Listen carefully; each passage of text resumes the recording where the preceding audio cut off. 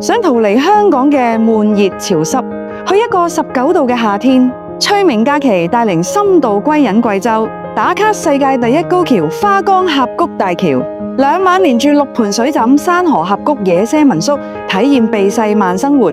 到達貴陽，行客青雲市集，呢度係貴陽活力同文化嘅窗口。夜晚入住國際5星嘅貴陽索菲特酒店。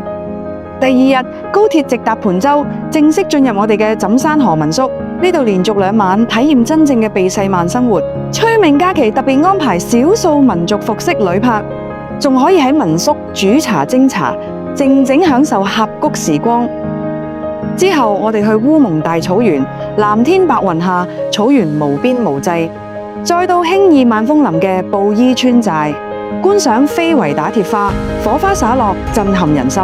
仲有馬嶺河峽谷呢個清涼勝景，會成為您今次避暑之旅中最震撼嘅山水樂章。最後嘅高潮，我哋登上世界第一高橋花崗峽谷大橋，喺橋上嘆一杯冠軍咖啡，360度俯瞰峽谷壯景。最後美美咁返香港，帶走一身清涼同難忘回憶。崔明嘉琪19度的貴州康養避暑之旅，全程10人限定小團，絲襪奢華，與世無爭。出發日期2026年6月、7月、8月，即刻報名！坐擁峽谷、草原、高橋同5星奢華。